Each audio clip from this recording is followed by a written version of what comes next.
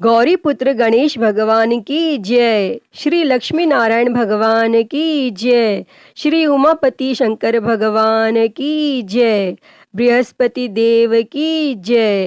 प्रिय भक्तजनों, आज हम इस वीडियो में बृहस्पतिवार की व्रत कथा सुनेंगे। बृहस्पतिवार व्रत को करने से मन की इच्छाएं पूरी होती हैं और बृहस्पति महाराज प्रसन्न होते हैं तथा धन, पुत्र, विद्या और मनवांछित फलों की प्राप्ति होती है। परिवार को सुख शांति मिलती है। इसीलिए यह व्रत सर्वश्रेष्ठ और अति फलदायक सभी स्त्री और पुरुषों के लिए है। इस व्रत में केले का पूजन करना चाहिए। कथा और पूजन के समय तन, मन, क्रम, वचन से शुद्ध होकर जो इच्छा हो बृहस्पति देव की प्रार्थना करनी चाहिए और उनकी इच्छाओं को बृहस्पति देव अवश्य पूर्ण करते हैं, ऐसा मन में दृढ़ विश्वास रखना चाहिए। तो भक्तजनों, आइए अब सुनते हैं बृहस्पतिवार की व्रत कथा। तो आप सभी भक्तजन बड़ी ही श्रद्धा, ध्यान पूर्वक और प्रसन्न चित्त मन से इस कथा को सुनिए। तो सभी प्रेम से बोलिए श्री लक्ष्मी नारायण भगवान की जय।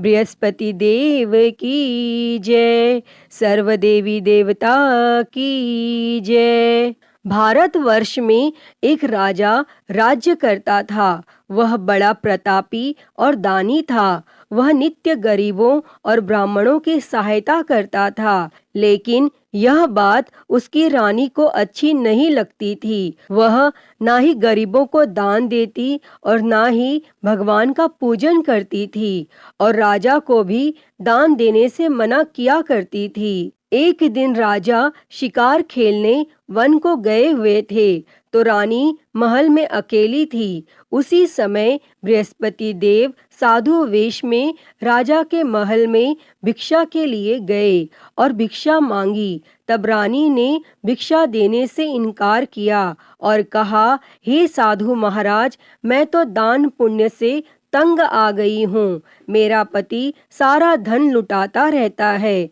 मेरी इच्छा है कि हमारा धन नष्ट हो जाए, फिर न रहेगा बांस, न बजेगी बांसुरी। तब साधु ने कहा, देवी, तुम तो बड़ी अजीब हो। धन, संतान तो सभी चाहते हैं, पुत्र और लक्ष्मी तो पापी के घर भी होनी चाहिए।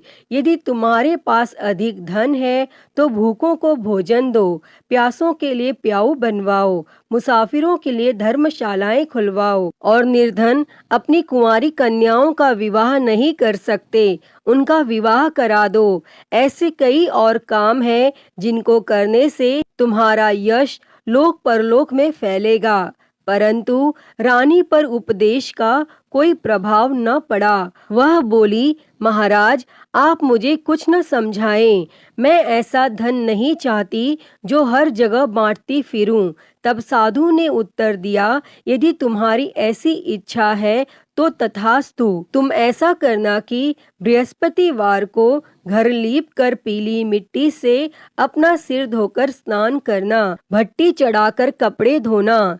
ऐसा करने से आपका सारा धन नष्ट हो जाएगा। और इतना कहकर वह साधु महाराज वहां से आलोप हो गए। तब साधु के अनुसार कही बातों को पूरा करते हुए रानी को केवल 3 बृहस्पतिवार ही बीते थे कि उसकी समस्त धन संपत्ति नष्ट हो गई और भोजन के लिए राजा का परिवार तरसने लगा। तब एक दिन राजा ने रानी से बोला कि हे रानी, तुम यहीं रहो, मैं दूसरे देश को जाता हूँ, क्योंकि यहाँ पर सभी लोग मुझे जानते हैं, इसीलिए मैं कोई छोटा कार्य नहीं कर सकता। तब ऐसा कहकर राजा परदेश चला गया और वहां वह जंगल से लकड़ी काटकर लाता और शहर में बेचता और इस तरह वह अपना जीवन व्यतीत करने लगा।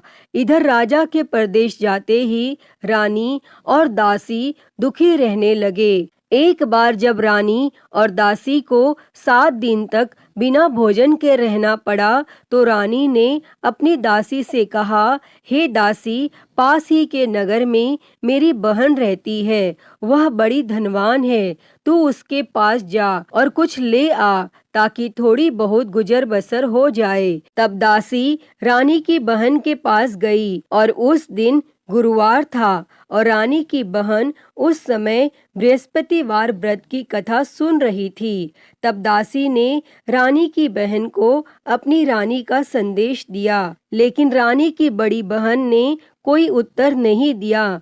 और जब दासी को रानी की बहन से कोई उत्तर नहीं मिला तो वह बहुत दुखी हुई और उसे क्रोध भी आया और दासी ने वापस आकर रानी को सारी बात बता दी। तब सुनकर रानी ने अपने भाग्य को कोसा और उधर रानी की बहन ने सोचा कि मेरी बहन की दासी आई थी, परंतु मैं उससे नहीं बोली और इससे वह बहुत दुखी हुई होगी। और वह कथा सुनकर और पूजन समाप्त करके अपनी बहन के घर आई और कहने लगी, मैं बृहस्पतिवार का व्रत कर रही थी, तुम्हारी दासी मेरे घर आई थी, परंतु जब तक कथा होती है तब तक न तो उठते हैं और न ही बोलते हैं, इसीलिए मैं नहीं बोली। कहो दासी क्यों गई थी? तब रानी बोली, बहन तुमसे क्या छिपाऊं, हमारे घर में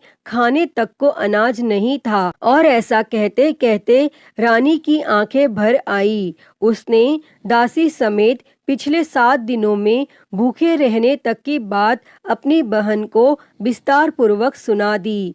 तब रानी की बहन बोली, देखो बहन, भगवान बृहस्पति देव सबकी मनोकामना को पूर्ण करते हैं। देखो शायद तुम्हारे घर में अनाज रखा हो। पहले तो रानी को विश्वास नहीं हुआ, पर बहन के आग्रह करने पर उसने अपनी दासी को अंदर भेजा तो उसे सचमुच अनाज से भरा एक घड़ा मिल गया और यह देखकर दासी को बड़ी हैरानी हुई। तब दासी रानी से कहने लगी, हे रानी, जब हमको भोजन नहीं मिलता तो हम व्रत ही तो करते हैं, इसीलिए क्यों न इनसे व्रत और कथा की विधि पूछ ली जाए ताकि हम भी व्रत कर सकें। और तब रानी ने अपनी बहन से बृहस्पतिवार व्रत के बारे में पूछा। तब उसकी बहन ने बताया, बृहस्पतिवार के व्रत में चने की दाल और मुनक्का से विष्णु भगवान का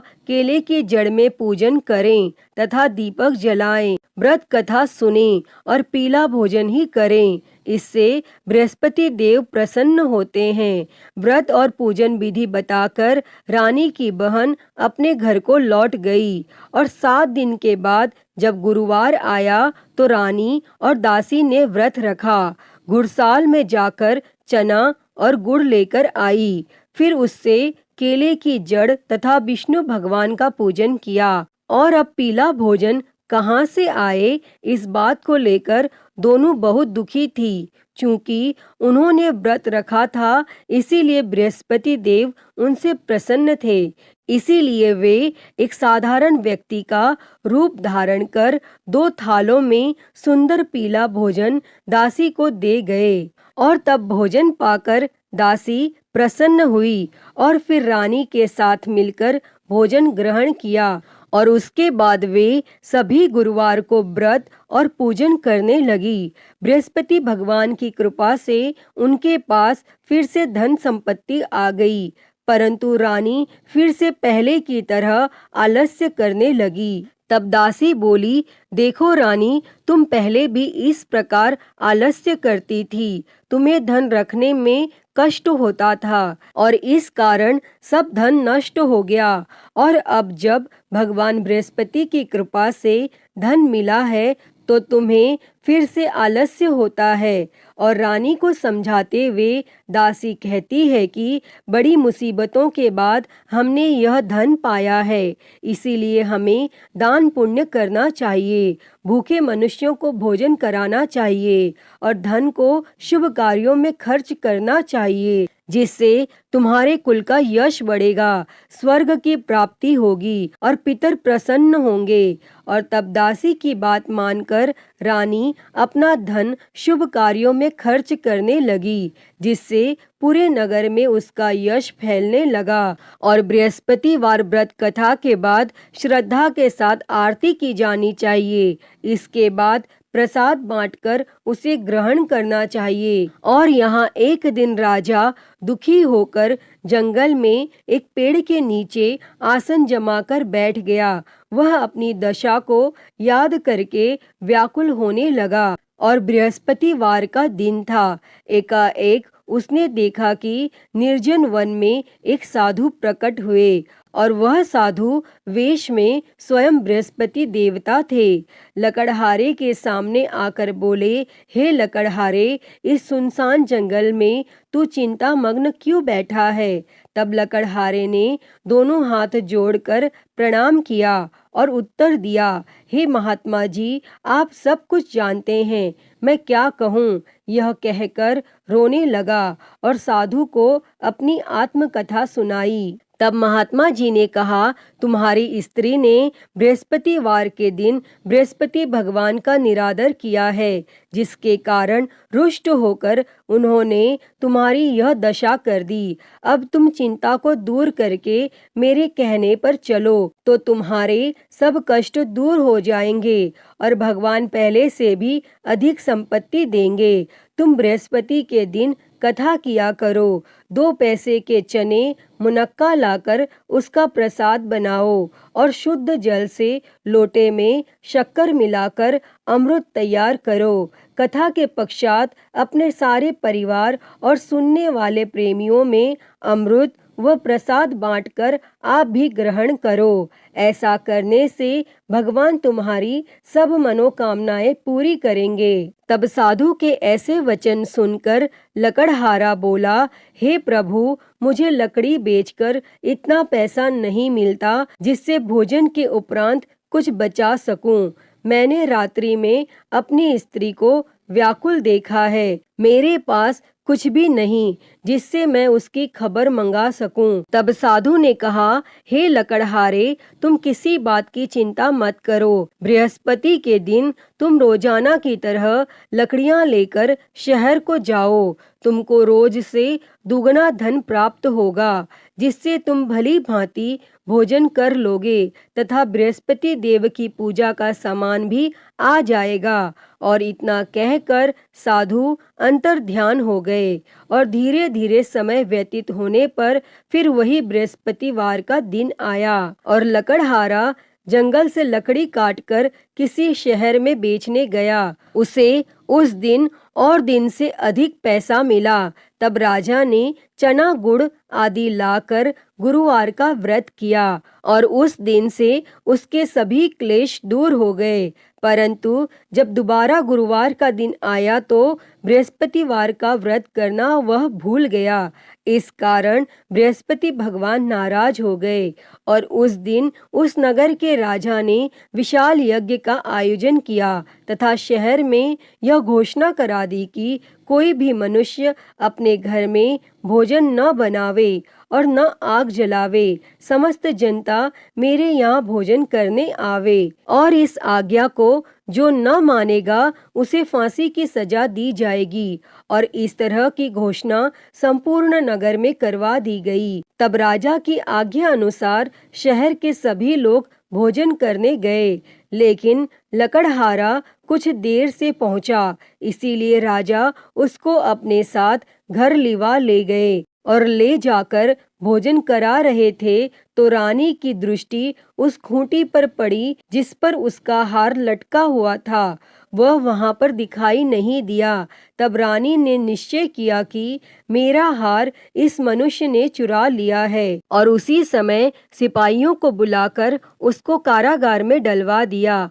और जब लकड़हारा कारागार में पड़ गया और वह बहुत दुखी होकर विचार करने लगा कि न जाने कौन से पूर्व जन्म के कर्म से मुझे यह दुख प्राप्त हुआ है, और वह उसी साधु को याद करने लगा जो कि जंगल में मिले थे। तब उसी समय तत्काल बृहस्पति देव साधु के रूप में प्रकट हुए और उसकी दशा को देखकर कहने लगे, अरे मूर्ख, तूने बृहस्पति देव की कथा नहीं करी, इस कारण तुझे दुख प्राप्त हुआ है। अब चिंता मत कर, बृहस्पतिवार के दिन कारागार के दरवाजे पर 4 पैसे पड़े मिलेंगे, उनसे तू बृहस्पति देव की पूजा करना और तेरे सभी कष्ट दूर हो जाएंगे। तब बृहस्पतिवार के दिन उसे 4 पैसे मिले। लकड़हारे ने कथा कही और उसी रात्रि को बृहस्पति देव ने उस नगर के राजा को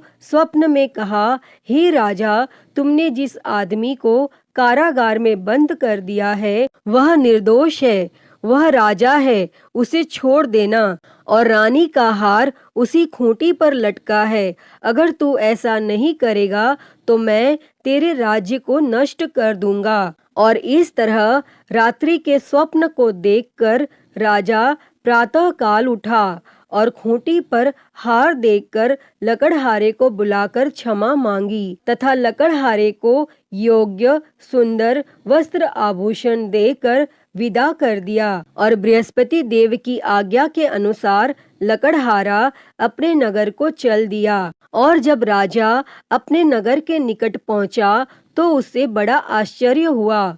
नगर में पहले से अधिक बाग, तालाब, कुएं तथा बहुत सी धर्मशाला, मंदिर आदि बन गई हैं। तब राजा ने पूछा, यह किसका बाग और धर्मशाला है? तब नगर के सब लोग कहने लगे, यह सब रानी और बांदी के हैं। तो राजा को आश्चर्य हुआ और गुस्सा भी आया। और जब रानी ने यह खबर सुनी कि राजा आ रहे हैं तो रानी ने बांदी से कहा कि हे दासी, देख राजा हमको कितनी बुरी हालत में छोड़ गए थे और हमारी ऐसी हालत देखकर वह लौट न जाए, इसीलिए तू दरवाजे पर खड़ी हो जा।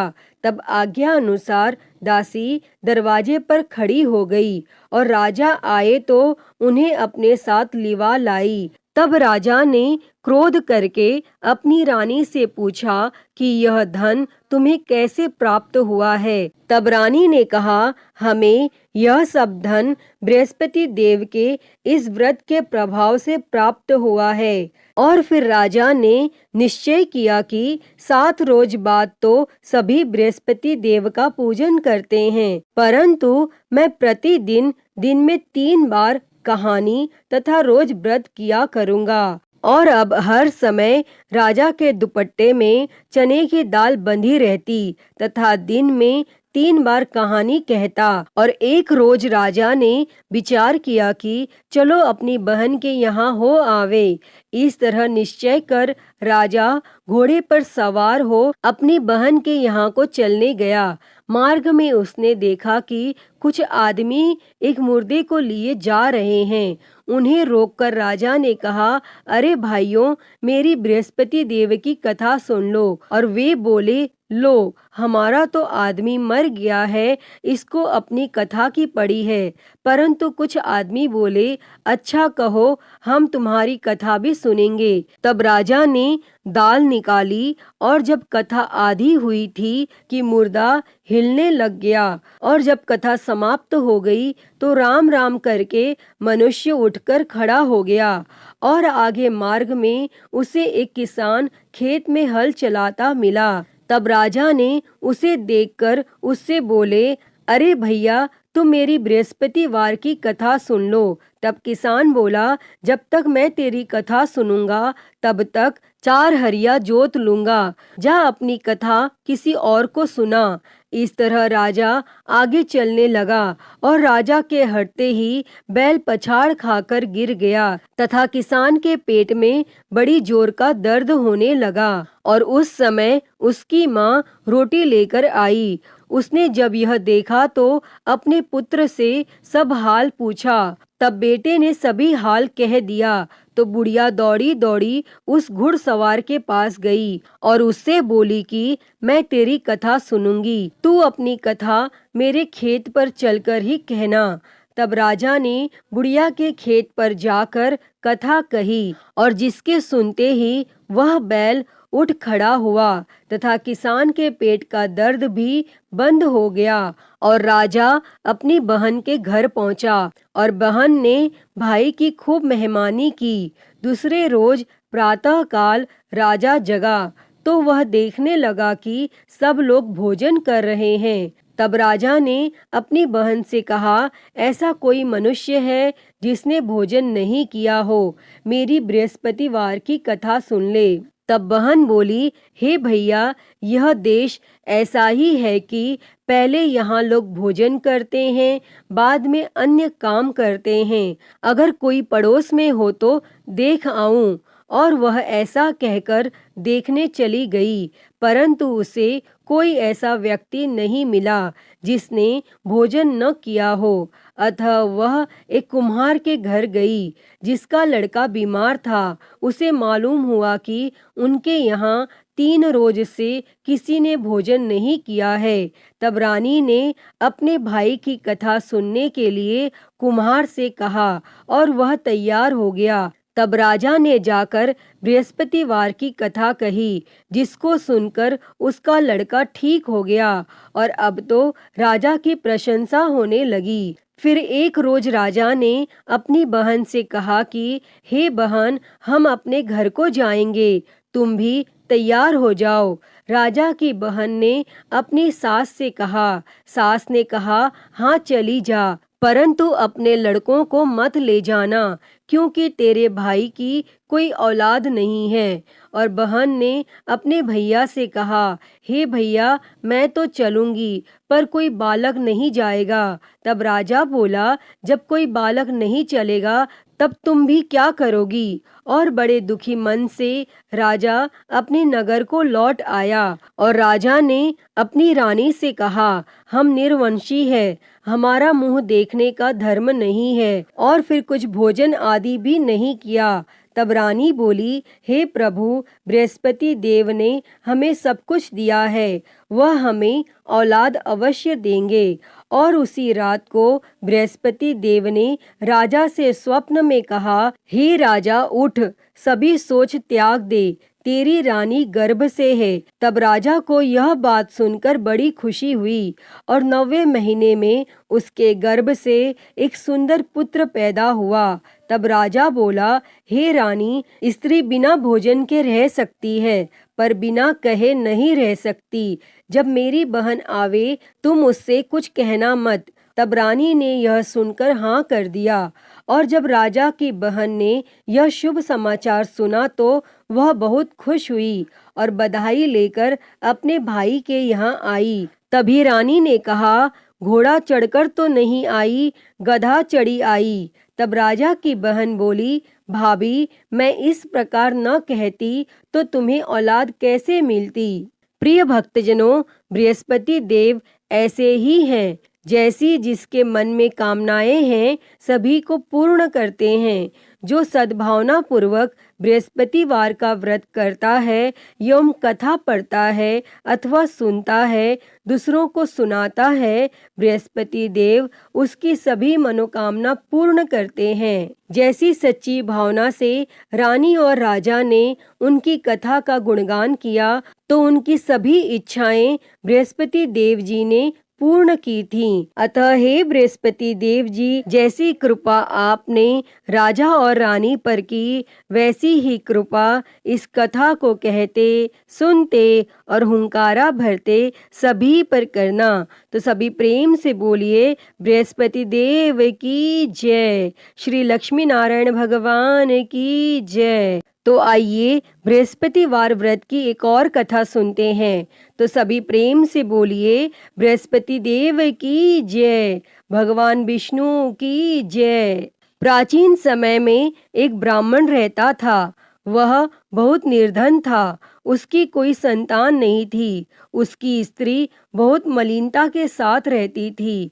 वह स्नान न करती, किसी देवता का पूजन न करती। इससे ब्राह्मण देवता बड़े दुखी थे। बेचारे बहुत कुछ कहते थे, किंतु उसका कुछ परिणाम न निकला। तब भगवान की कृपा से ब्राह्मण की स्त्री को कन्या रूपी रत्न पैदा हुआ। कन्या बड़ी होने पर प्रातः स्नान करके विष्णु भगवान का जाप व बृहस्पतिवार का व्रत करने लगी और अपने पूजन पाठ को समाप्त करके विद्यालय जाती तो अपनी मुट्ठी में जौ भर के ले जाती और पाठशाला के मार्ग में डालती जाती। तब ये जौ स्वर्ण के हो जाते और लौटते समय वह उनको बीन कर घर ले आती थी। और एक दिन वह बालिका सूप में उस सोने के जौ को फटक कर साफ कर रही थी। तब उसके पिता ने देख लिया और कहा, हे बेटी, सोने के जौ के लिए सोने का सूप होना चाहिए। तब दूसरे दिन बृहस्पतिवार था और इस कन्या ने व्रत रखा और बृहस्पति देव से प्रार्थना करके कहा, मैंने आपकी पूजा सच्चे मन से की हो तो मेरे लिए सोने का सूप दे दो। तब बृहस्पति देव ने उसकी प्रार्थना स्वीकार कर ली। तब रोजाना की तरह वह कन्या जौ फैलाती हुई जाने लगी और जब लौटकर जौ बीन रही थी तो बृहस्पति देव की कृपा से सोने का सूप मिला और उसे वह घर ले आई और उसमें जौ साफ करने लगी। परंतु उसकी माँ का वही ढंग रहा। एक दिन की बात है कि वह कन्या सोने के सूप में जौ साफ कर रही थी और उस समय उस शहर का राजपुत्र वहां से होकर निकला और इस कन्या के रूप और कार्य को देखकर मोहित हो गया तथा अपने घर आकर भोजन तथा जल त्याग कर उदास होकर लेट गया। और जब राजा को इस बात का पता लगा तो अपने प्रधानमंत्री के साथ उसके पास गए और बोले, हे बेटा, तुम्हें किस बात का कष्ट है? किसी ने अपमान किया है अथवा और कोई कारण हो सो कहो, मैं वही कार्य करूँगा जिससे तुम्हें प्रसन्नता होगी। और तब अपने पिता की राजकुमार ने बातें सुनी तो वह बोला, मुझे आपकी कृपा से किसी बात का दुख नहीं है, किसी ने मेरा अपमान नहीं किया है, परंतु मैं उस लड़की से विवाह करना चाहता हूँ जो सोने के सूप में जौ साफ कर रही थी। और यह सुनकर राजा आश्चर्य में पड़ा और बोला, हे बेटा, इस तरह की कन्या का पता तुम ही लगाओ, मैं उसके साथ तेरा विवाह अवश्य ही करवा दूंगा। तब राजकुमार ने उस लड़की के घर का पता बतलाया और तब मंत्री उस लड़की के घर गए और ब्राह्मण देवता को सभी हाल बतलाया। तब ब्राह्मण देवता राजकुमार के साथ अपनी कन्या का विवाह करने के लिए तैयार हो गए तथा विधि विधान के अनुसार ब्राह्मण की कन्या का विवाह राजकुमार के साथ हो गया। और कन्या के घर से जाते ही पहले की भांति उस ब्राह्मण देवता के घर में गरीबी का निवास हो गया। और एक दिन दुखी होकर ब्राह्मण देवता अपनी पुत्री के पास गए। तब बेटी ने पिता की दुखी अवस्था को देखा और अपनी माँ का हाल पूछा। तब ब्राह्मण ने सभी हाल कहा। तब कन्या ने बहुत सा धन देकर अपने पिता को विदा कर दिया और इस तरह ब्राह्मण का कुछ समय सुखपूर्वक व्यतीत हुआ। परंतु कुछ दिन बाद फिर वही हाल हो गया। ब्राह्मण फिर अपनी कन्या के यहाँ गया और सारा हाल कहा तो लड़की बोली, हे पिताजी, आप माताजी को यहाँ लिवा लाओ, मैं उसे विधि बता दूंगी जिससे गरीबी दूर हो जाएगी। तब वह ब्राह्मण देवता अपनी स्त्री को साथ लेकर पहुँचे तो वह कन्या अपनी माँ को समझाने लगी, हे माँ, तुम प्रातः काल प्रथम स्नान आदि करके विष्णु भगवान का पूजन करो तो सब दरिद्रता दूर हो जाएगी। परंतु उसकी माँ ने एक भी बात नहीं मानी और प्रातः काल उठकर अपनी पुत्री के बच्चों की जूठन को खा लिया। इससे उसकी पुत्री को भी बहुत गुस्सा आया और एक रात को कोठरी से सभी सामान निकाल दिया और अपनी माँ को उसमें बंद कर दिया और प्रातः काल उसे निकाला तथा स्नान आदि करा के पाठ करवाया तो उसकी माँ की बुद्धि ठीक हो गई और फिर वह प्रत्येक बृहस्पतिवार को व्रत रखने लगी। इस व्रत के प्रभाव से उसके माँ बाप बहुत ही धनवान और पुत्रवान हो गए और बृहस्पति जी के प्रभाव से इस लोक के सुख भोग कर स्वर्ग को प्राप्त हुए। अतः हे बृहस्पति देव जी, जैसी कृपा आपने ब्राह्मण पुत्री पर की, वैसी ही कृपा इस कथा को कहते, सुनते और हुंकारा भरते सभी पर करना। सभी के जीवन से दरिद्रता दूर कर सभी के जीवन में धन संपत्ति और सुख समृद्धि देना। तो सभी प्रेम से बोलिए बृहस्पति देव की जय, श्री लक्ष्मी नारायण भगवान की जय। प्रिय भक्तजनों, तो मैं उम्मीद करती हूँ कि आपको आज की ये कथा पसंद आई होगी और अगर वीडियो अच्छी लगी हो तो इसे लाइक करें, ज़्यादा से ज़्यादा शेयर करें और कमेंट बॉक्स में बृहस्पति देव जी की जय लिखना ना भूलें और हरिहर भक्ति चैनल को सब्सक्राइब कर नोटिफिकेशन बेल को ज़रूर ऑन कर लें। हर हर महादेव। धन्यवाद।